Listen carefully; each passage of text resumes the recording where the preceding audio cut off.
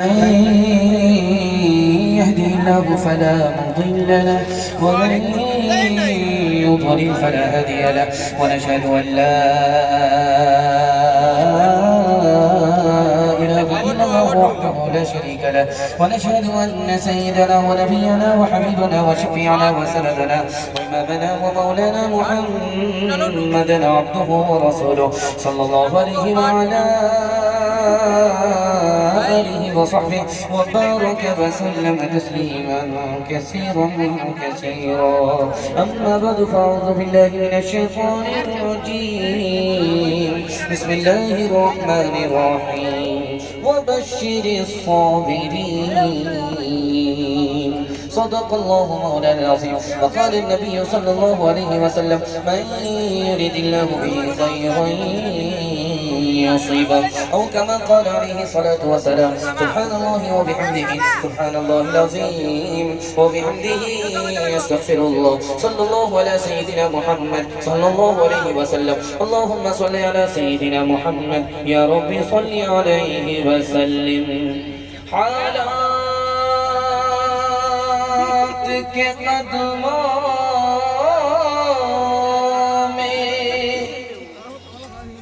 कलंदर नहीं गिरता टूटे जो सितारे तो जमीन पर नहीं गिरता गिरते हैं बड़े शौक से समंदर में दरिया लेकिन किसी दरिया में समंदर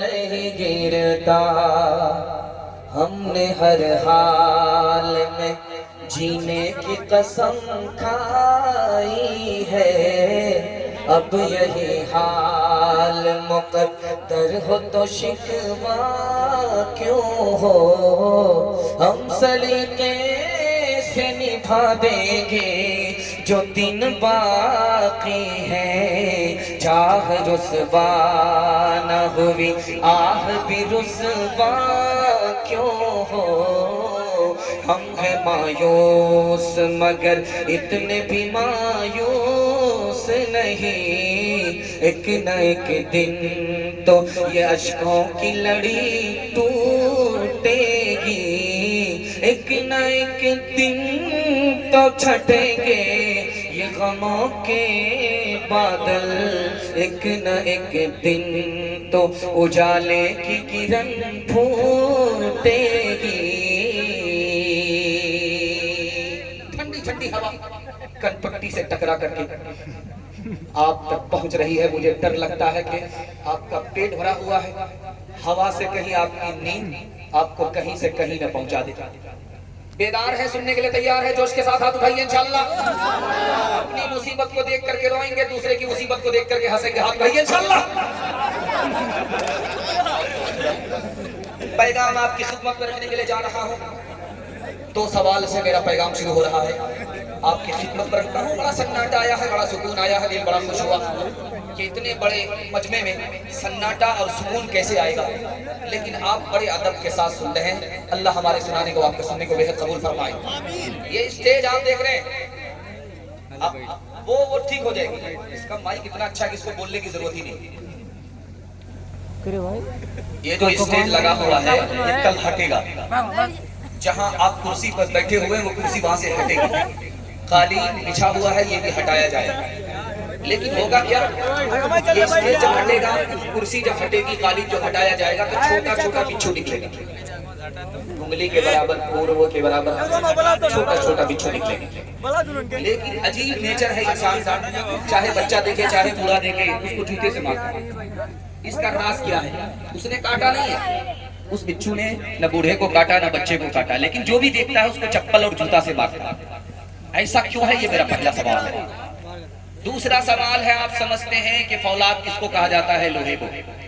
लोहा बहुत ताकतवर होता है, लेकिन लोहे को गलाने वाली कौन सी चीज होती है? ये आपको बताने के लिए जा रहा हूँ। ये मेरा दूसरा सवाल है। चार नौजवान सफर कर रहे थे ट्रेन में। एक बूढ़ा अपनी सीट पर था, इनका वेटिंग था। पैर समेट करके बैठो तो बूढ़े ने कहा तुम कौन हो? इन्होंने कहा तुम कौन हो? तो दोनों का तारुफ कैसे हुआ है, जवान बूढ़े दोनों बैठे हुए सुनने के लिए यहाँ से लेकर के मुकम्मल तैयार हैं। हाथ उठा दीजिए इंशाअल्लाह। 3 सवाल से पैगाम शुरू हो रहा है। बिल्कुल आपको बाईपास लेकर के जा रहा हूँ, साहिल पर कश्ती को पहुंचाने के लिए जा रहा हूँ। आप सो करके सुनेंगे तो आपका जनाजा ही पढ़ा देंगे, इसमें कोई दो राय नहीं। कल जब ये स्टेज हटेगा, कुर्सी हटाई जाएगी, कालीन को उठाया जाएगा तो बिच्छू निकलेगा और बूढ़ा देखेगा तो उसको जूते से मारेगा, बच्चा देखेगा उसको जूते से मारेगा, वो काटे या ना काटे उसको मारेगा। गुलसिता में शेख सादी रहमतुल्लाह अलैह ने लिखा कि बिच्छू के साथ ये सलूक क्यों होता है, तो लिखा जब वो अपने माँ के पेट में था, बिल्कुल छोटा था, माँ ने उसको संभाला। जब वो बड़ा होता गया उसने माँ के पेट को फाड़ करके जंगल की तरफ रास्ता लिया। ये सितमगर था, माँ पर सितम किया। इस सितम ढाने के नतीजे में दुनिया जहां भी देखती है जूते से खबर लेती है। ठीक इस बिच्छू का हाल इसराइल का हाल है। आज ईरान के जूते से इसराइल को अल्लाह जुतिया रहा है। दूसरे नमूने को आप बहुत ध्यान से सुनिएगा, तेजी के साथ निकल जाएगा। फौलाद लोहा है, लोहा बहुत ताकतवर। पहाड़ के सर पर अगर लोहा पड़े उसके टुकड़े टुकड़े होते, लेकिन लोहा कैसे गलता है? भाप से गलता है।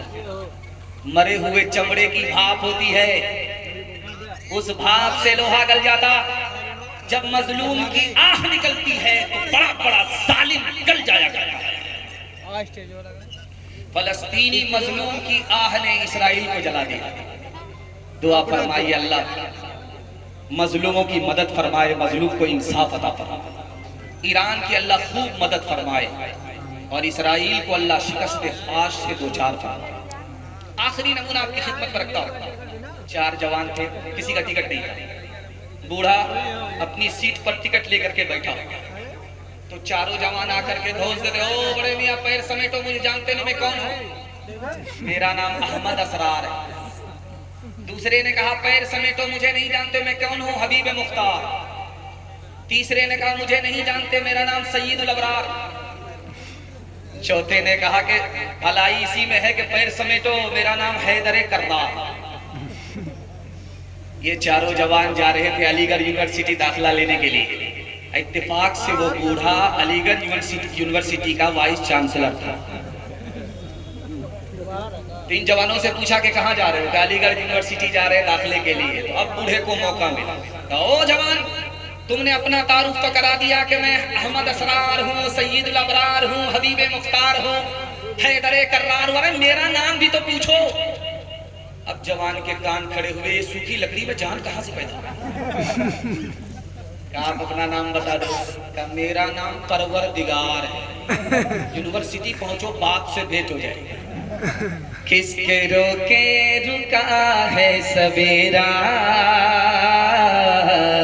एक पल का है मेहमान घेरा, एक पल का है मेहमान घेरा। लब पे शिकवा न ला अश्क पी ले, जिस तरह भी हो कुछ देर जी ले, जिस तरह भी हो कुछ देर जी ले। अब खड़ने को है गम का तेरा, किसके रोके रुका है सवेरा, किसके रोके रुका है सवेरा। यूं ही दुनिया में आकर न जाना, सिर्फ आंसू बहाकर न जाना, सिर्फ आंसू बहाकर न जाना। मुस्कुराहट पे भी हक है तेरा, किसके रोके रुका है सवेरा, किसके रोके रुका है सवेरा। आपने सुना, दिल खुश हो गया। आप वादा कीजिए कि जब सबर नहीं होगा तो खुदकुशी करेंगे। हाथ उठाइए इंशाल्लाह।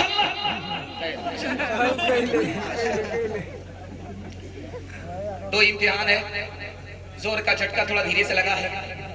आप बेफिक्र होकर के मत बैठ जाइए, मैं जब तक कुर्सी नहीं छोड़ूंगा आपका इम्तिहान जारी रहेगा।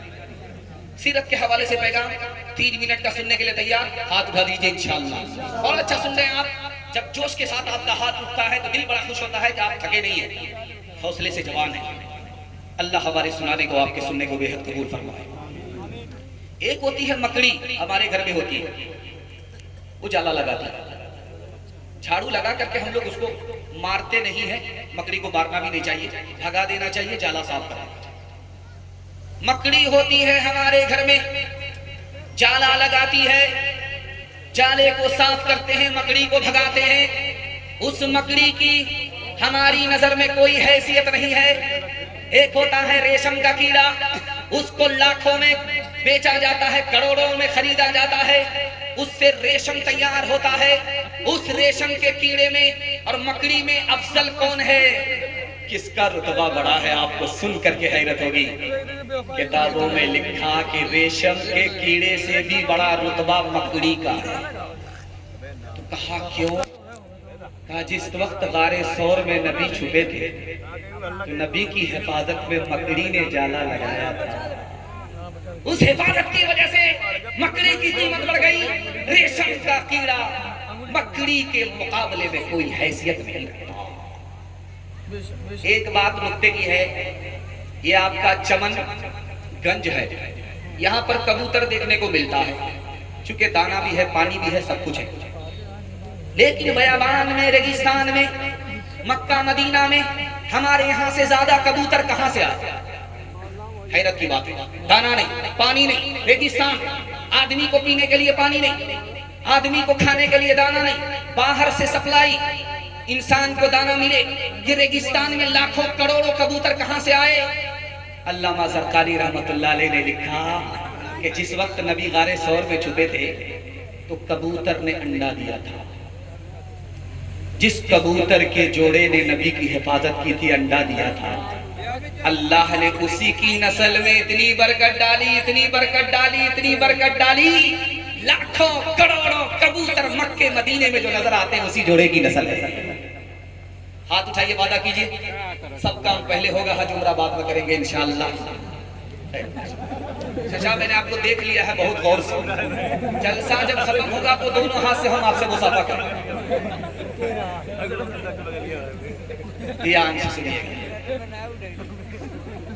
दादा और पोता दोनों आए जलसा सुनने के लिए।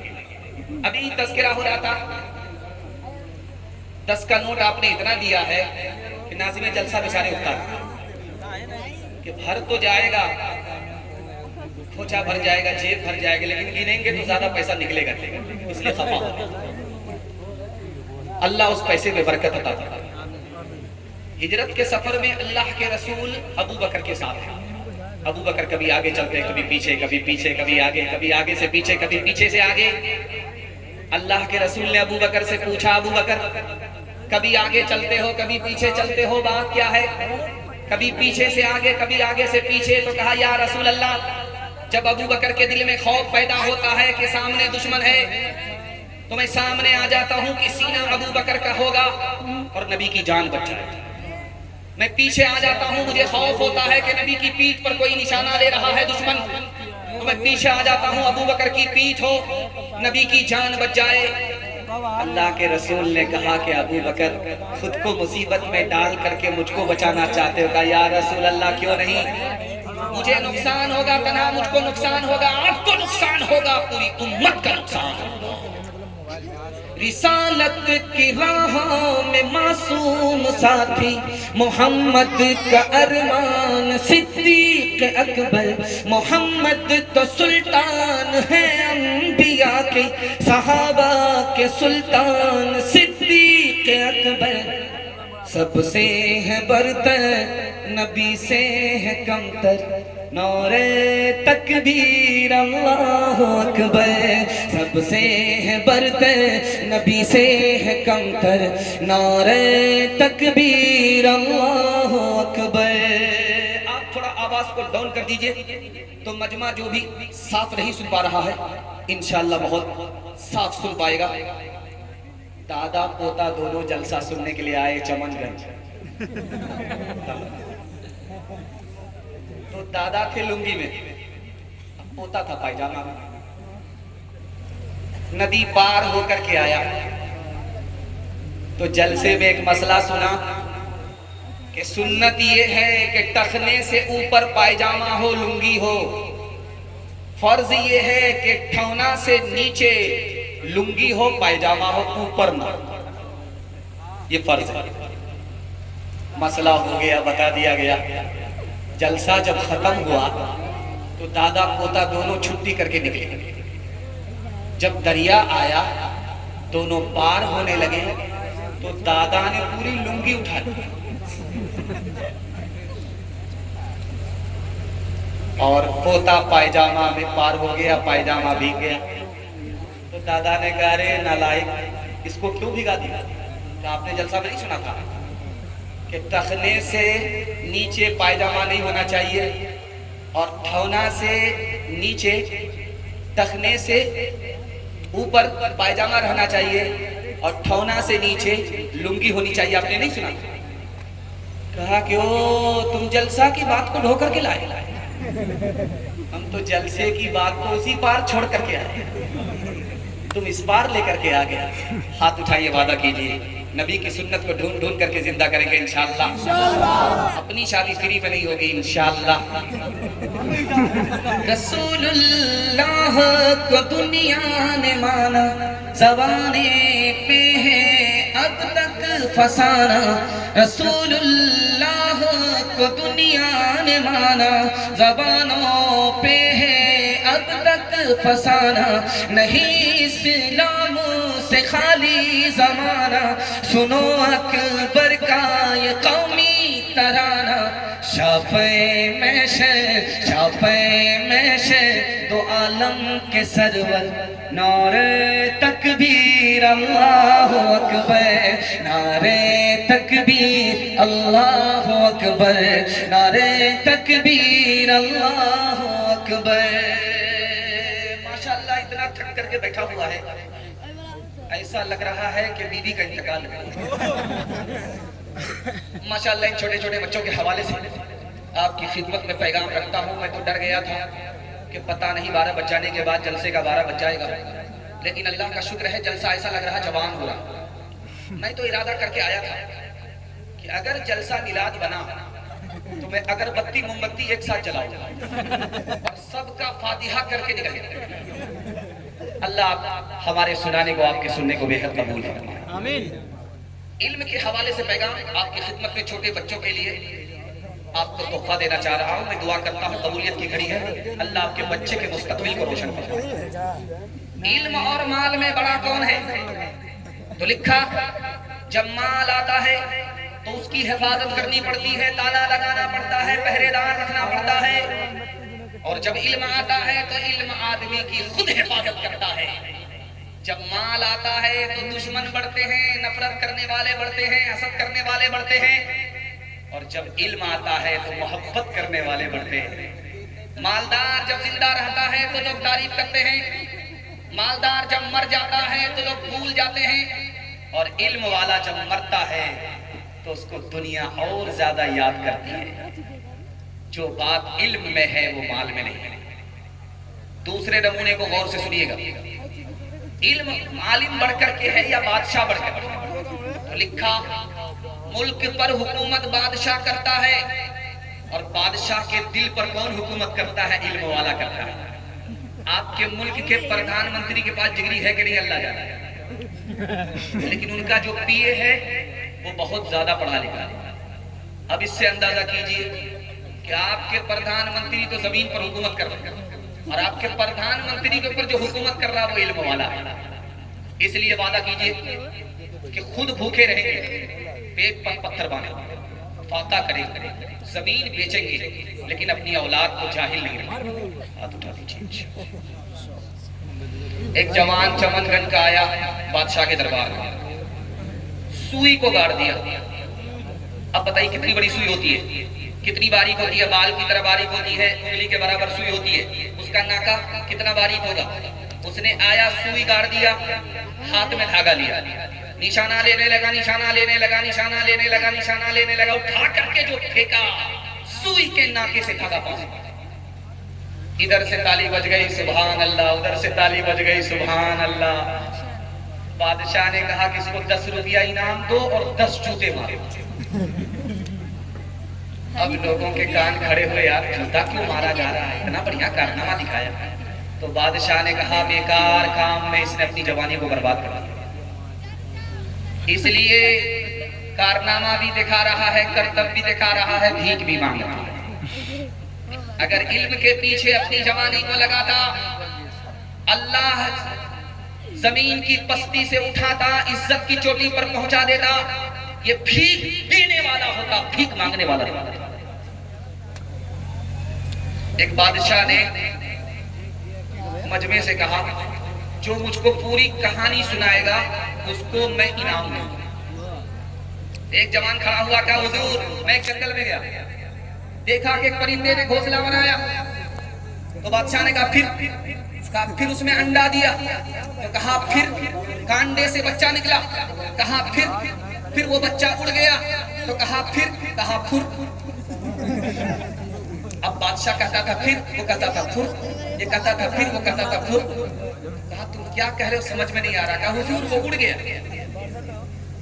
बादशाह जब आजीज आ गया इल्म वाले के आगे, तो उसको अपना रिकॉर्ड खराब करके इनाम देना पड़ा।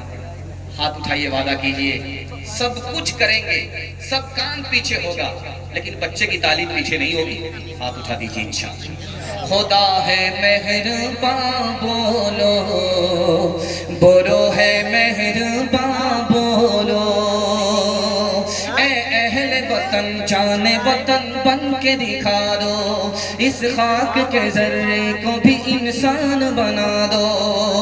इंसान वो है इल्म की हो जिसमें तजल्ली, हैवान को कभी इल्म मिला हो तो बता दो, कांटों को जिहालत के अलग काट के फेंको, तुम इल्म से फूलों से नया बाग खिला दो।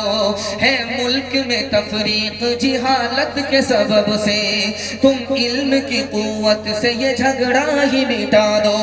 बे इल्म का जीना भी है एक किस्म का मरना, जैसे तने बेरू जला दो के दबा दो।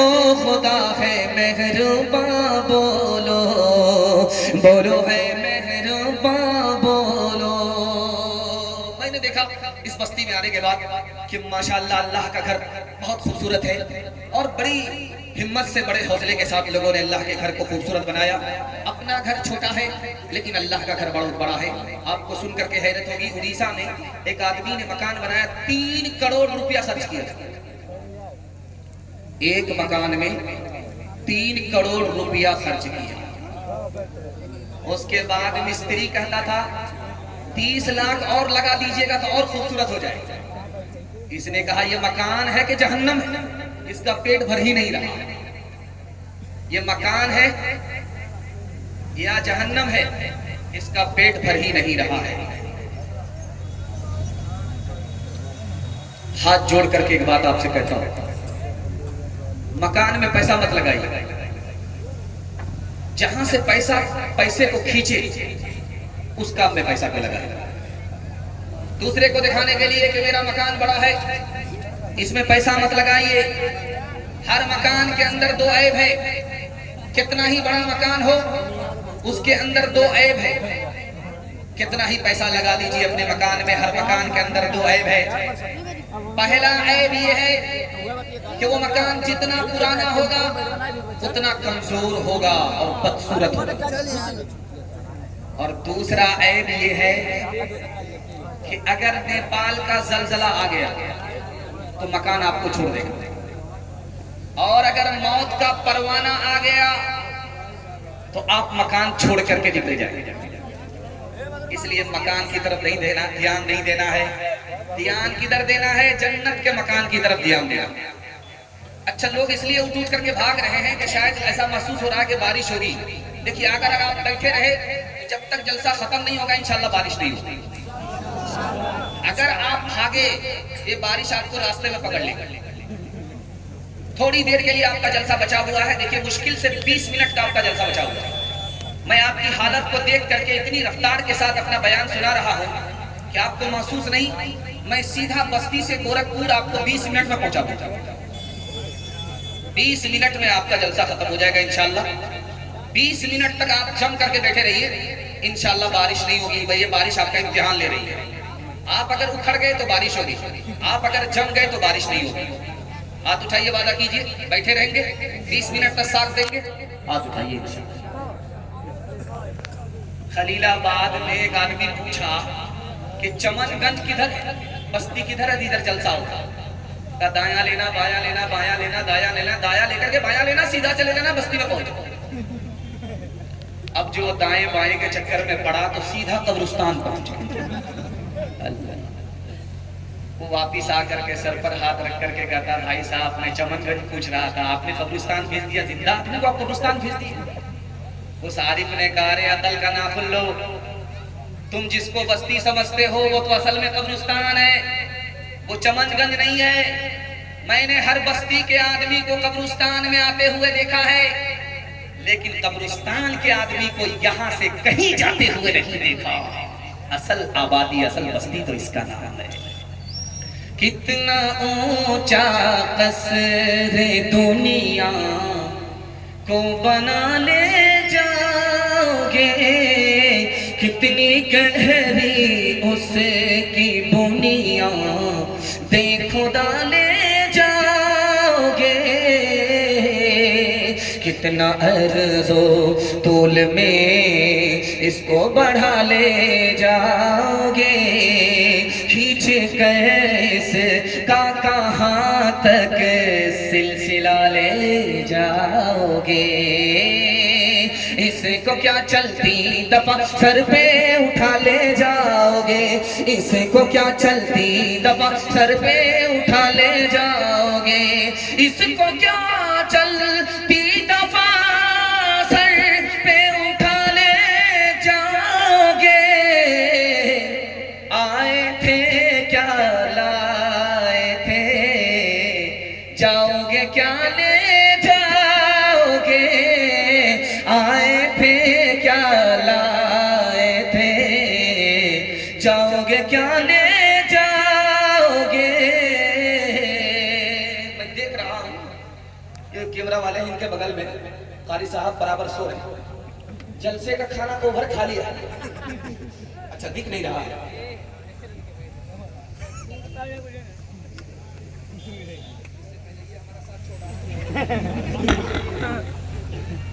खैर माशाल्लाह, अब एक मजेदार पैगाम तक मैं पहुंच गया हूं कि जब ये जलसा चमनगंज का याद रखा जाएगा तो इस पैगाम को याद रखा जाएगा जो आपको सुनाने के लिए जा रहा हूं। बहुत ध्यान से सुनिएगा, यहां से लेकर के वहां तक सुनने के लिए तैयार, जोश के साथ हाथ उठा दीजिए इंशाअल्लाह। लूट करके लाएंगे, कूट करके खाएंगे, हाथ उठाइए इंशाअल्लाह। देखिए 3 जुमले पर मेरी गौर कीजिएगा, मेरे 3 जुमले पर गौर कीजिए। आदमी घर से शिकस्त खाता है, आदमी घर से शिकस्त खाता है। कैसे? सखी था, कंजर और कंजूस हो गया। कैसे? बीवी बाल बच्चे की मौत पर। पहले जुमले पर गौर कीजिए। आदमी घर से शिकस्त खाता है, हलाल कमाता था, हलाल खर्च करता था, हलाल खाता था, हलाल कमाता था। बीवी बाल बच्चे की वजह से हराम कमाने लगा। बीवी ने ताना मारा, बच्चे ने ताना मारा, दुनिया कहां से कहां पहुंच गई, आप वहीं के वहीं हैं। बीवी और बच्चे के ताने की ताब न ला करके हराम कमा रहा है, हराम खा रहा है, हलाल से हराम तक पहुंचा, बीवी और बच्चे की मौत पर।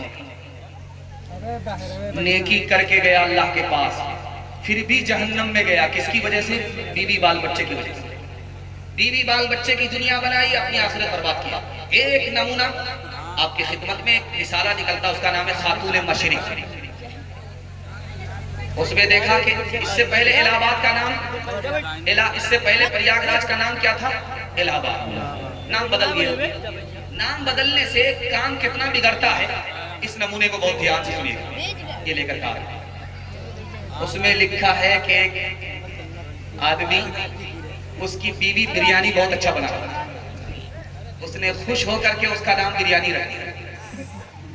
अब वो सोचने लगी कि मुझको बिरयानी कह रहा है, तो उसने सोचा कि इसका नाम भी बदलना चाहिए। उसने गौर किया कि बिरयानी बगैर घी के बनती नहीं है। उसने शौहर का नाम घी रख दिया। शौहर इसको बिरयानी बोले और बीवी उसको घी बोले। उसके घर में बिल्ली थी, चोरी करके दूध पीती थी 9-11 हो जाती, उसका नाम चोर रखा। किसान था, उसके 2 बैल थे, एक बैल का नाम मेहमान रखा, दूसरे बैल का नाम लाठी रखा। सुबह सवेरे 2 बैल को लेकर के जब खेत में गया, अभी चास किया था, समार बाकी, समार कर लिया था, चौकी बाकी, उसका कोई मेहमान है। उसने अपने मेहमान से कहा, मैं पीछे से काम मुकम्मल करके आ रहा हूं, आप आगे घर चलिए, घर में बिरयानी होगी। मेहमान 30 की रफ्तार से आ रहा, बिरयानी के नाम